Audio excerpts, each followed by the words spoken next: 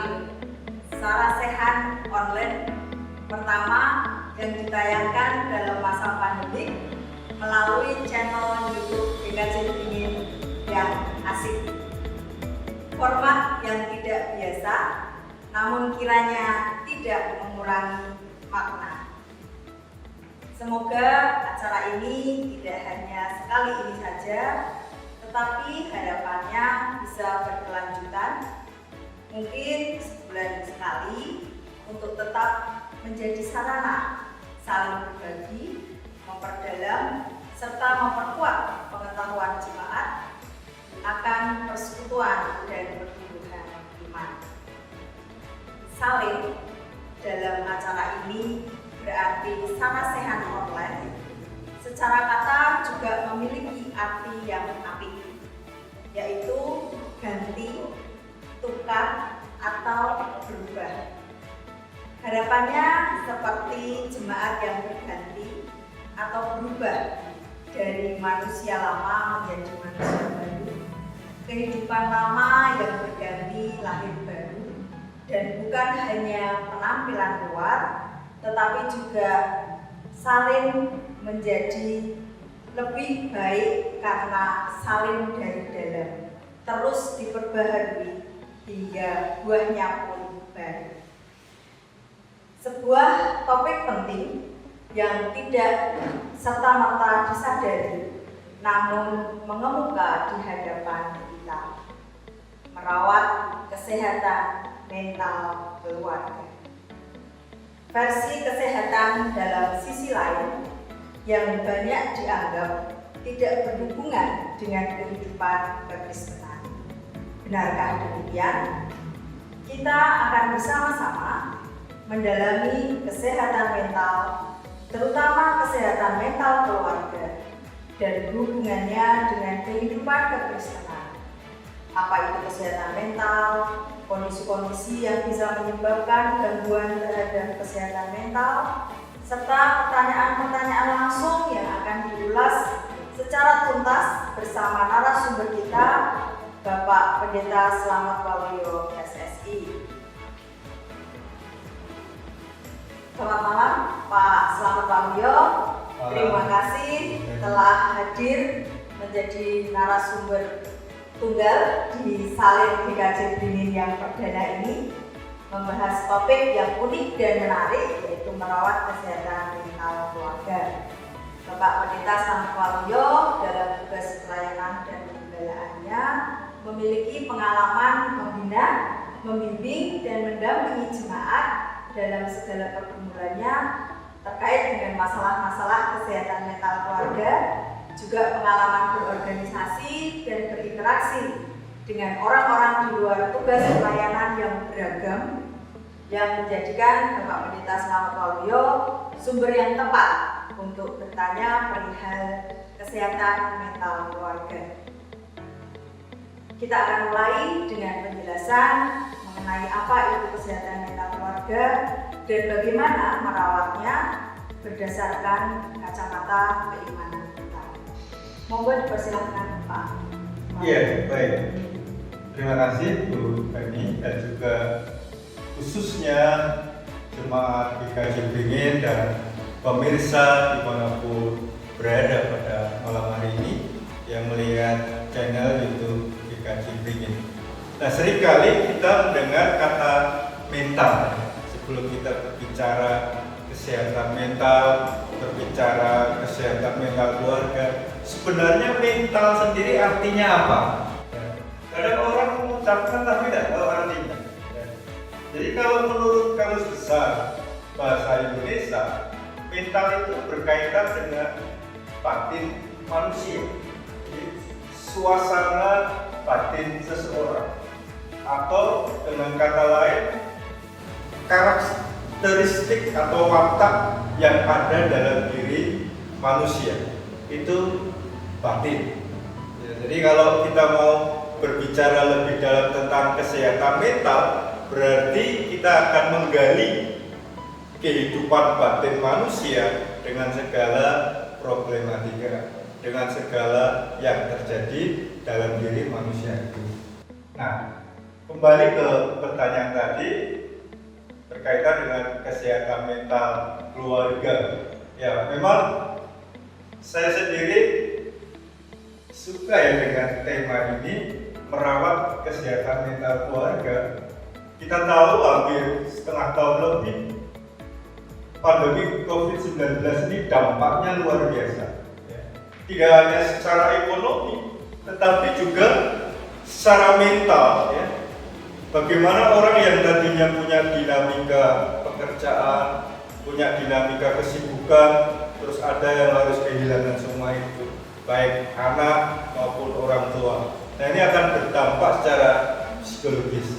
Nah, dari situlah mental keluarga atau psikologis anggota keluarga itu sendiri perlu tidak hanya dirawat, tetapi juga diupayakan agar sehat. Nah, kesehatan mental sendiri artinya bahwa mental yang sehat itu sejatinya berbicara tentang bahwa mental yang sehat itu adalah buah dari kehidupan orang beriman secara benar, atau dalam bahasa yang lain, mental yang sehat itu buah dari spiritualitas yang benar. Itu kalau dikaitkan dengan iman kekristenan pada kehidupan kita sebagai warga gereja. Kalau spiritualitasnya itu baik, kehidupan imannya baik, mestinya mentalnya sehat. Begitu. Ada ya? Ya, itu Pak. Ya. Ya, terima kasih Pak Mario. Jadi kita mulai dibukakan mata mental kita bahwa ternyata kesehatan mental itu sangat berhubungan erat dengan keimanan kita, gitu ya Pak ya. Jadi mental yang sehat itu adalah buah dari iman yang benar, spiritualitas yang benar. Ya, terima kasih. Lagu seperti Lusa.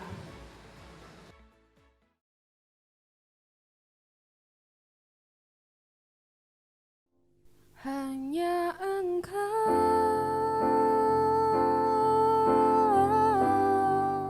pribadi yang mengenal hatiku, tiada yang tersembunyi bagimu. Seluruh isi hatiku kau tahu, dan bawaku untuk lebih dekat lagi padamu, tinggal dalam indahnya dekapan kasih-Mu.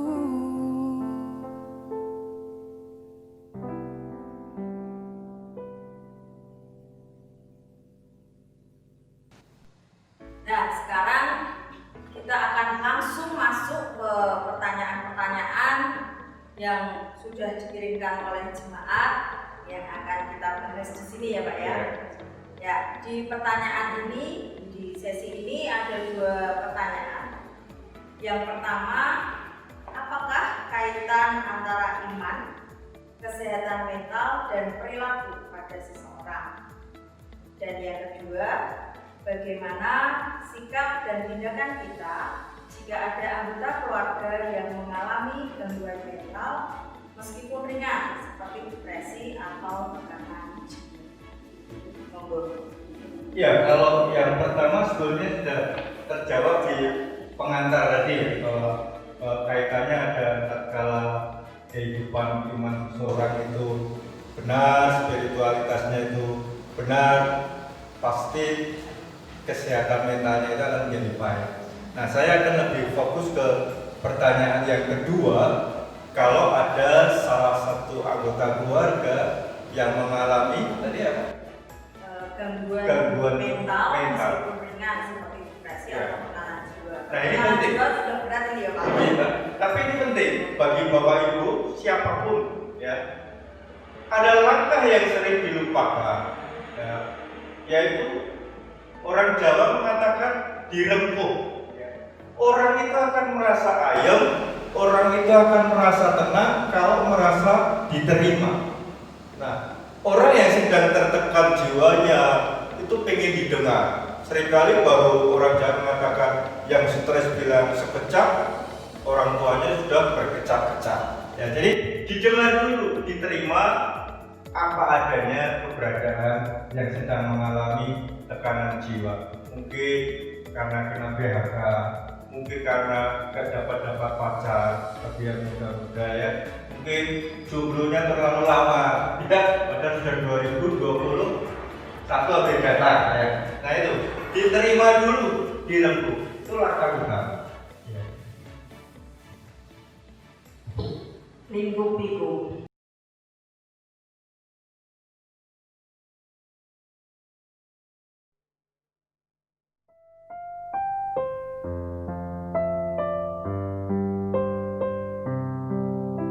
Di saat badai bergelora, ku akan terbang bersamamu. Bapa kau raja atas semesta, ku tenang sebab kau Allahku.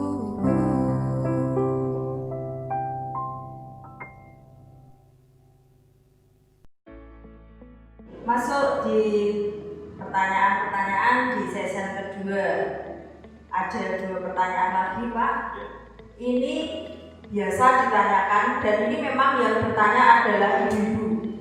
Ya, jadi ibu-ibu lebih banyak karena memang ibu-ibu terkesan banyak bicara, ya Pak, yang berkecam-kecam tadi. Nah, pertanyaan yang pertama, bagaimana cara menegur anak, terutama anak muda zaman now, yang kayaknya kalau ditegur pelan tidak diperhatikan, kemudian kalau negurnya keras dikira dimarahi. Nah, mohon solusinya karena hal ini berpengaruh terhadap mental anak muda zaman now.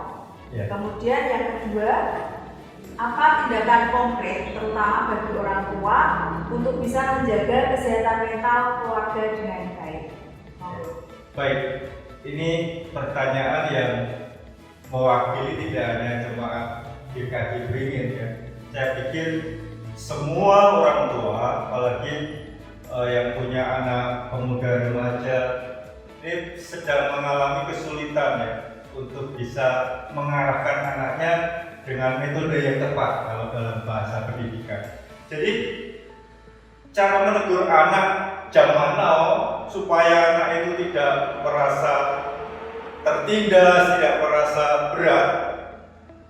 Langkah yang pertama yang harus disadari adalah orang tua itu harus menyadari ada karakteristik yang berbeda zaman. Ya, kalau zaman dahulu anak itu dipendeliti, ya, pendeliti bahasa Indonesianya apa Bu Feni? Pelotot. Iya, ya, dipelotot itu sudah paham.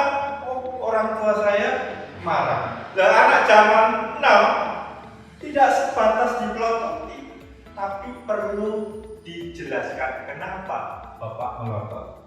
Ya, karena mereka terbiasa pakai rasionalitas berpikir. Kenapa Ibu melotot? Jadi harus dipahami. Kalau dulu orang tua sering, nah ini yang harus dipahami ya Bapak Ibu, mohon maaf, sering bangga. Aku wong tuamu besok diajar ya, dipukul ya, biar nurut. Zaman sudah berbeda. Kalau kekerasan dan nanti urusannya HAM. Ya, itulah yang pertama. Karakteristik yang berbeda. Kemudian langkah yang kedua, bagaimana menjadikan anak itu seperti teman, sahabat, ya, bisa ngobrol dari hati ke hati, ya, tidak merasa ada jarak, kamu anak harus nurut sepenuhnya, ada ruang hati untuk mendengarkan anak berbicara. Dan yang ketiga yang perlu dipahami, sekarang dan zamannya lagi, orang Jawa mengatakan jangan kroni. Orang tua hanya ngandani tok ya, belajar memberitahu, menasihati, tapi berilah contoh konkret. Misalnya kalau yang warga di gereja, Robert, kamu kok nggak ke gereja kenapa? Bapaknya sendiri nggak ke gereja, ibunya malah di dapur. Nah itu pelaut ya, ditinggal dari mana zaman. Harus ada toladan ya. Kemudian yang terakhir yang perlu dipahami adalah sama-sama menyadari ya bahwa ada perbedaan. Ada anak pengennya orang tua itu mendengar atau nurut, baliknya orang tua juga kamu harus nurut saya ya. Itu yang harus hampir sama dengan yang pertama tadi. Ada situasi yang berbeda yang harus disadari. Jadi dari banyak hal saya memberi masukan pada tadi dari referensi yang ada.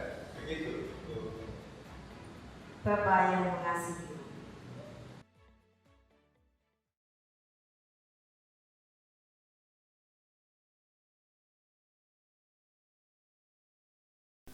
Kau Bapakku yang baik, mengerti bahasa tetesan air mata, tak kau biarkan ku berjalan sendirian, sebab kau Bapakku yang baik, engkau sungguh baik.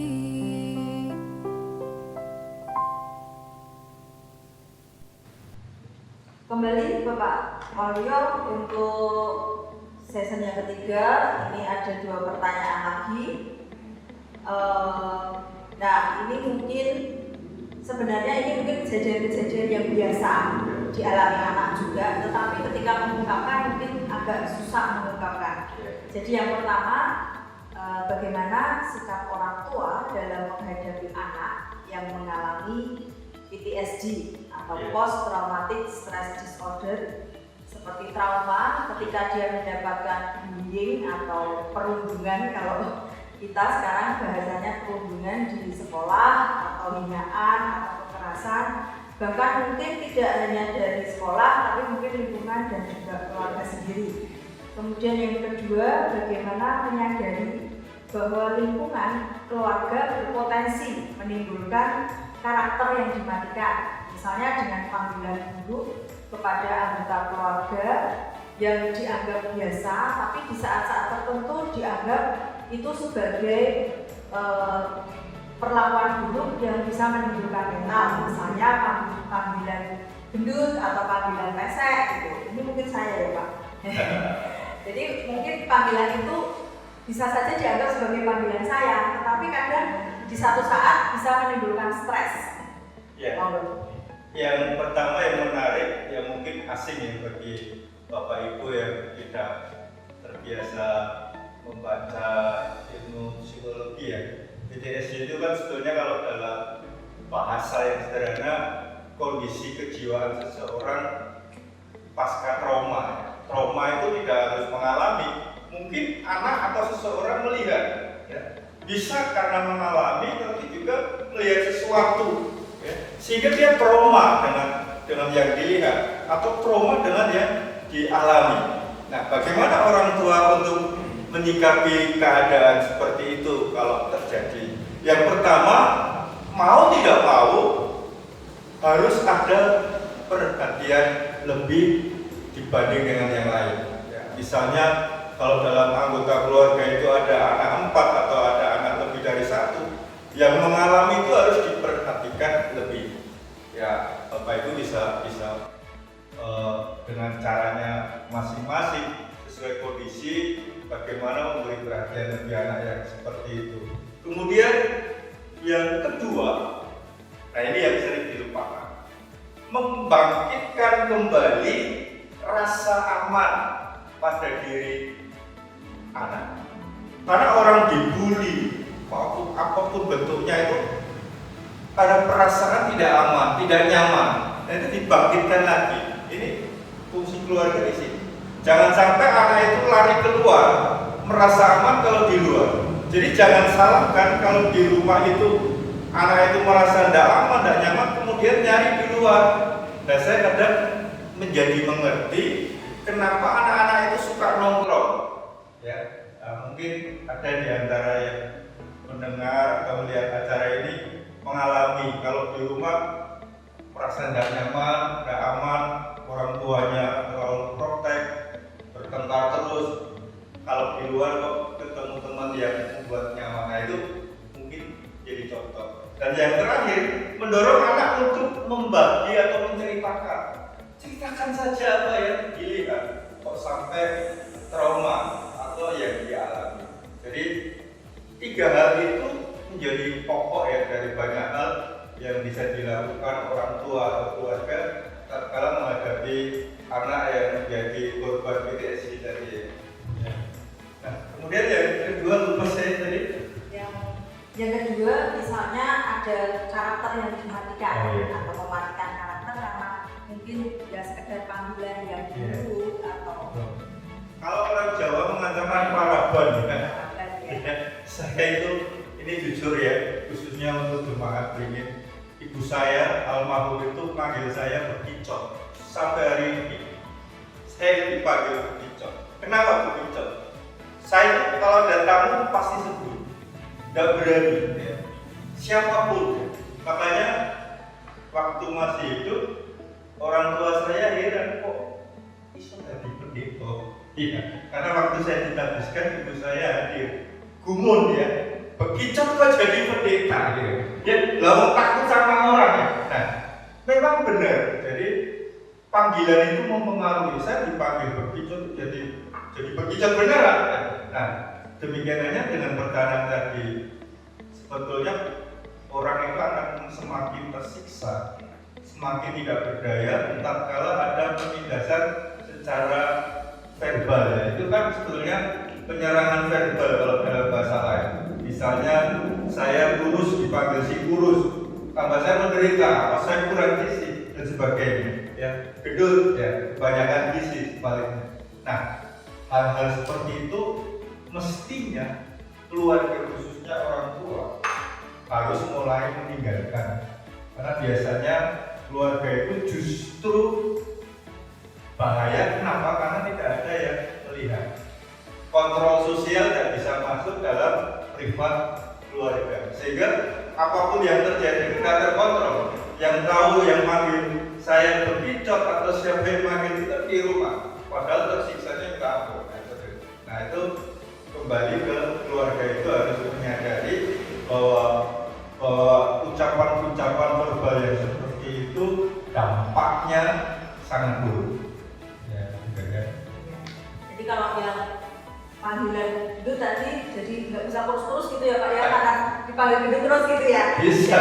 Ya. Jadi kalau yang dipanggil Bekicot tadi jadi tambah tidak pede gitu ya dengan dirinya. Betul, karena jadi, merasa tidak bisa terbuka berpikir ya, positif. tapi gitu. mulai besok jangan manggil saya Bekicot. Ya. Baiklah. Itu kesaksiannya tidak lucu. Jadi mulai sekarang jangan menggunakan panggilan-panggilan yang membuat seseorang lebih terpuruk gitu ya. Terpuruk ya, janganlah. Oke. Waktu Tuhan.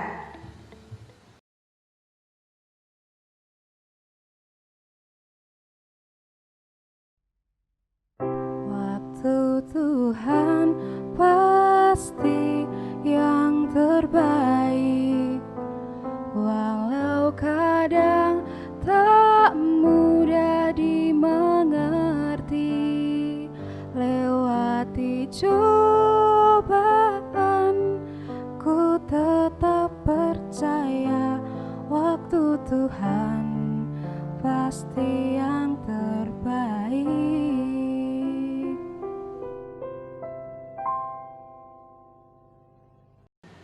Ya, masuk di session yang keempat, ada 3 pertanyaan.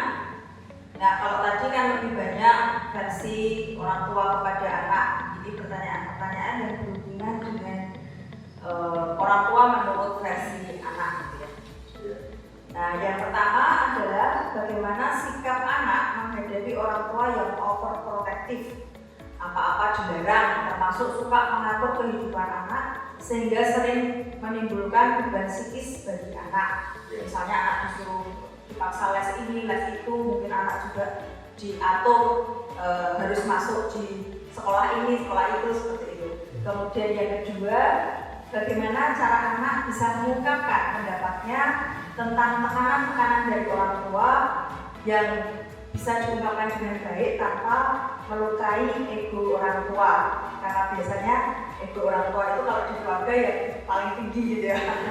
Nah yang ketiga, bagaimana menjaga keluarga dari tuntutan perkembangan teknologi yang kadang menjauhkan anggota keluarga, kemudian itu menjadi beban yang bisa membuat stres dan memicu adanya perubahan perilaku. Jadi mungkin lebih menyendiri dengan dunianya sendiri, dunia mayanya sendiri begitu, dan tidak berinteraksi dengan keluarga. Ya, baik. Terima kasih Bu. Ini menarik, ini real, nyata ya. Mungkin pemirsa atau jemaat pernah mengalami ya, apalagi kita orang Jawa itu khususnya yang kelahiran 60-70-an, sosok orang tua itu yang utama. Jadi saya punya tetangga, sebelum menjawab pertanyaan itu, saya heran. Jadi bapaknya itu selalu diutamakan, lauknya disendirikan. Ya, mungkin bapak ibu yang sepuh ngalami ya. Jadi di meja makan itu ada piring sendiri, lauk tersendiri. Saya tanya ini Gus Sopo, ternyata untuk bapaknya. Wah, begitu mulia yang ditempatkan. Nah, belum lagi sikap-sikapnya yang harus didengar, harus dipatuhi. Belum ada demokratis dalam keluarga. Jadi untuk menghadapi orang tua yang terlalu protektif ya, terlalu betul ya? Ya. Terlalu protektif, terlalu melindungi, maksudnya baik. Nggak ada orang tua yang punya maksud tidak baik. Saya yakin kalau sampai protektif itu pasti sebetulnya awal atau bangunan berpikir orang tua itu pengen anaknya itu menjadi yang baik. Nah, cuma kebablasan. Nah, bagaimana menghadapinya? Nah, sekarang kita harus berani ya, mulai berani apa? Berani ngobrol, menyampaikan. Ya. Kalau dulu susah, kenapa susah? Karena hanya verbal. Ya. Verbal kalau dulu. Nah, sekarang bisa diungkapkan lewat media, ya, bisa diungkapkan lewat media. Kemudian mulailah, sehingga ada suasana batin yang dibaca oleh orang tua. Ya. Kemudian kita sendiri atau anak sendiri harus mulai paham dengan emosinya. Kadang anak-anak juga sebagai anak memaksakan kondisi kekinian, dipaksakan ke orang tua.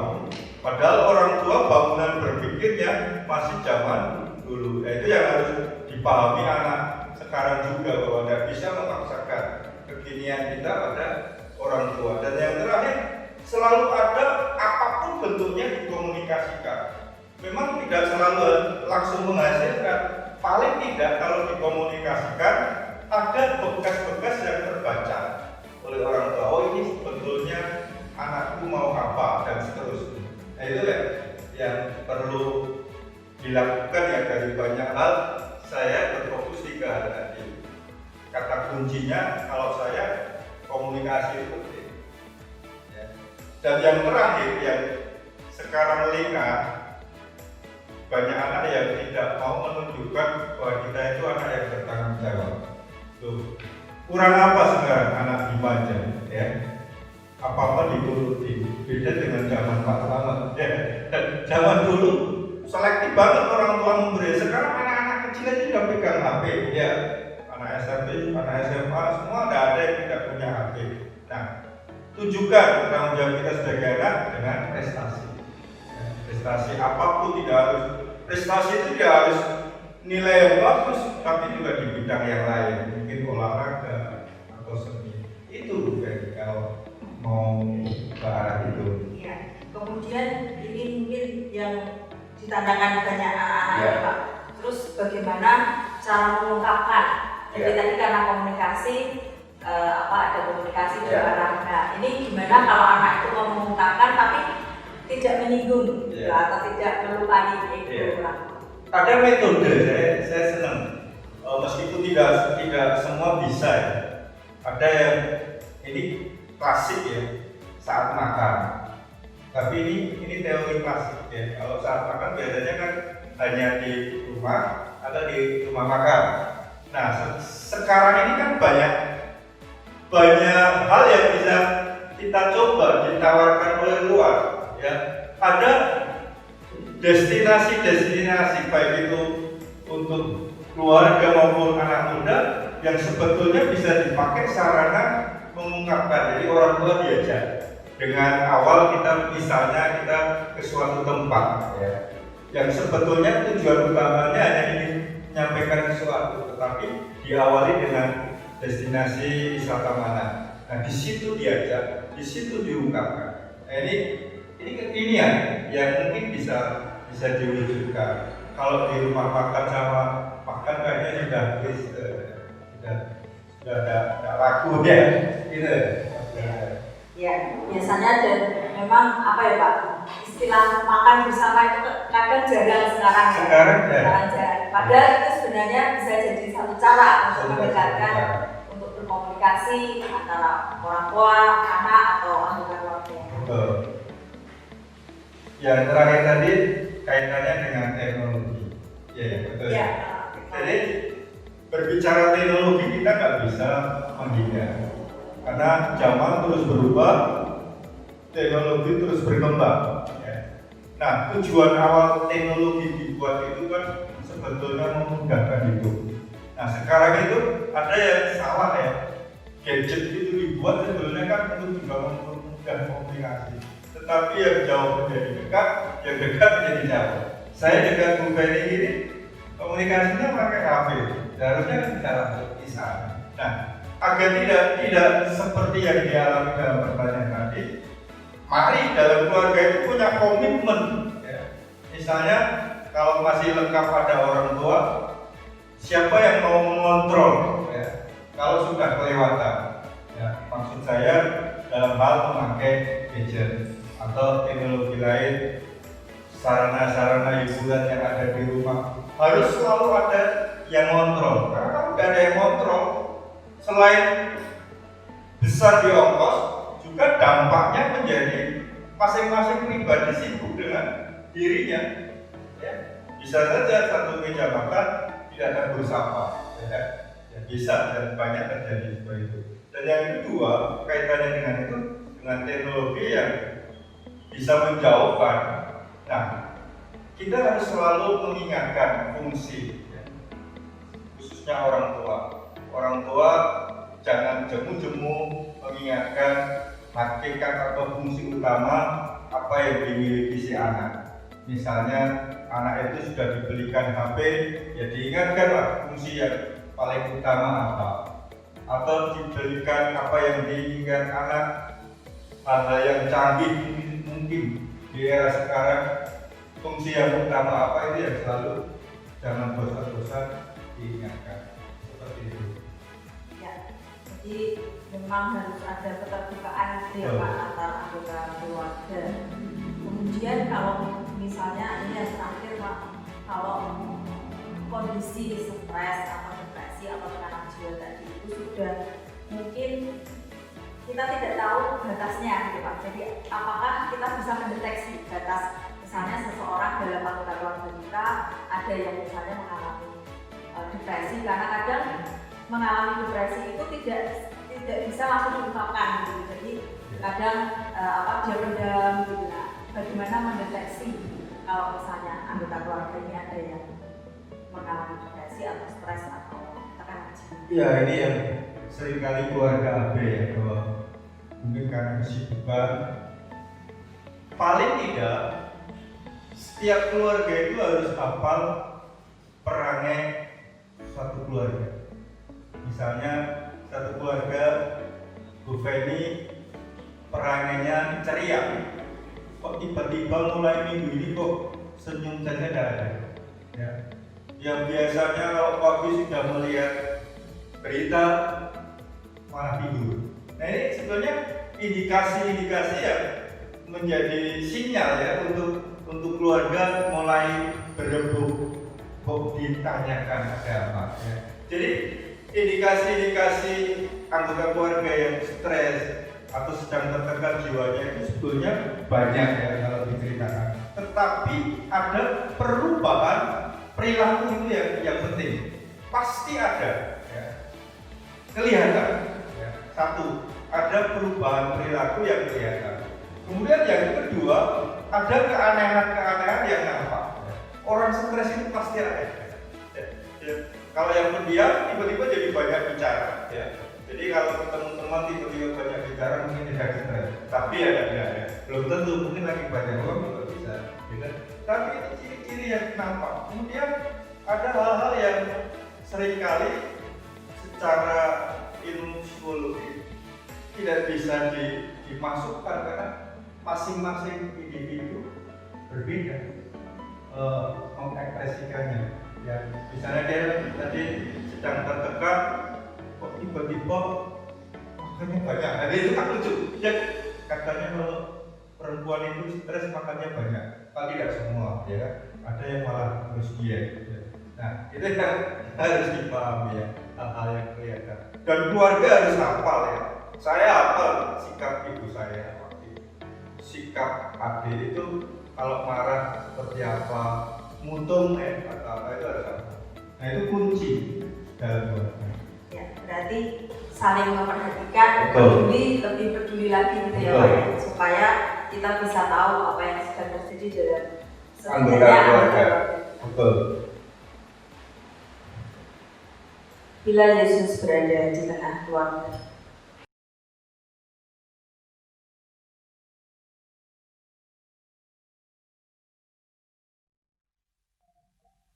Bila Yesus berada di tengah keluarga,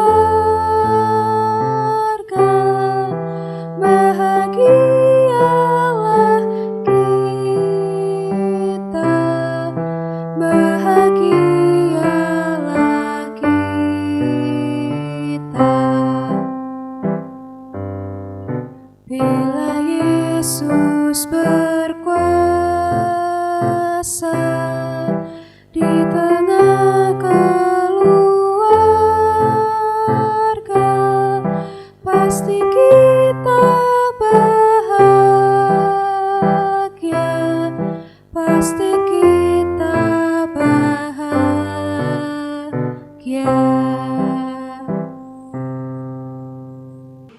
Kesehatan mental seseorang ternyata dipengaruhi oleh kesehatan mental keluarga. Dan kesehatan mental keluarga sendiri dipengaruhi oleh kesehatan mental orang-orang yang ada di dalam keluarga. Jadi, uraian, pertanyaan, pembahasan yang sudah kita dengar bersama, kita saksikan bersama, memberikan kita beberapa hal yang bisa kita perbuat, bisa kita lakukan dalam keluarga kita. Yang pertama adalah berpikir positif. Jadi jangan pernah menganggap buruk kondisi mental seseorang dengan memberikan hal-hal yang negatif, kata-kata yang negatif yang akan memperburuk kondisi mental. Kemudian yang kedua adalah komunikasi dan keterbukaan. Ketika anggota keluarga mau saling berkomunikasi, maka akan ada hal-hal yang bisa lebih didengar dan bisa lebih dipercayakan kepada satu dan yang lain. Kemudian fungsi keluarga adalah untuk lebih menyadari apa yang sedang terjadi di dalam keluarga, saling peduli, saling memperhatikan apapun perilaku yang sedang terjadi di dalam keluarga, entah itu perilaku yang berubah, perilaku yang tidak biasanya, bisa menjadikan sinyal terganggunya kesehatan mental anggota keluarga. Dan yang terakhir, tentu saja di atas kehidupan kesehatan mental keluarga, di atas kehidupan keluarga, kita serahkan kepada penyertaan Tuhan. Tuhan akan melindungi, akan menyertai keluarga kita Dan apapun yang terjadi ketika kita mau berserah kepada Tuhan, Tuhan akan memberikan jalan untuk kita bisa merawat kesehatan mental keluarga kita. Mengakhiri salin GKJ Beringin, kami mengucapkan terima kasih kepada Bapak Selamat Waluyo sebagai narasumber. Kami mengucapkan terima kasih kepada jemaat GKJ Beringin yang sudah mau bergumul, mau memberikan pertanyaan-pertanyaan untuk bisa dibahas di acara salin pada malam hari ini. Kami mohon maaf untuk perkataan dan mungkin ada perilaku yang tidak berkenan bagi jemaat. Sebuah catatan untuk menutup salin kita malam hari ini. Menilai setiap sisi positif dengan menerima kelebihan dan kekurangan diri secara aktif. Selekasnya membereskan diri dan menetapkan tujuan agar asa indah menanti di akhir perjalanan.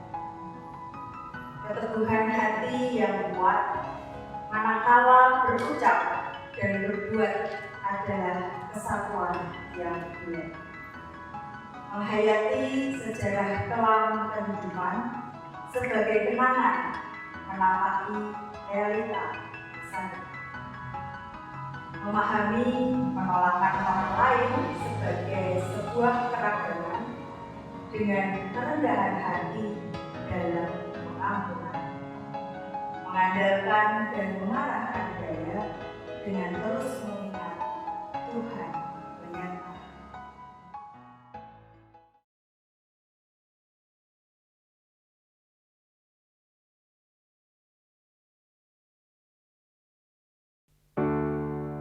Syukur atas keluarga penuh kasih yang mesra. Syukur atas perhimpunan yang memberi sejahtera.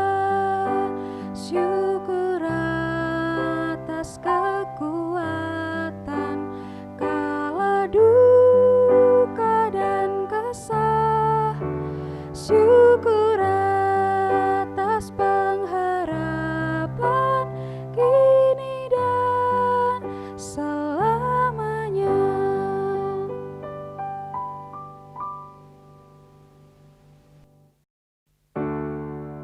Syukur atas keluarga penuh kasih yang mesra. Syukur atas perhimpunan yang memberi sejahtera.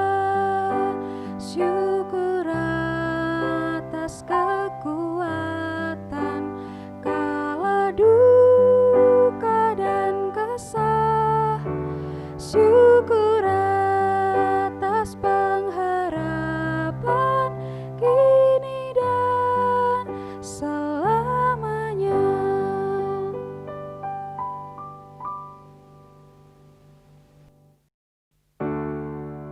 Syukur atas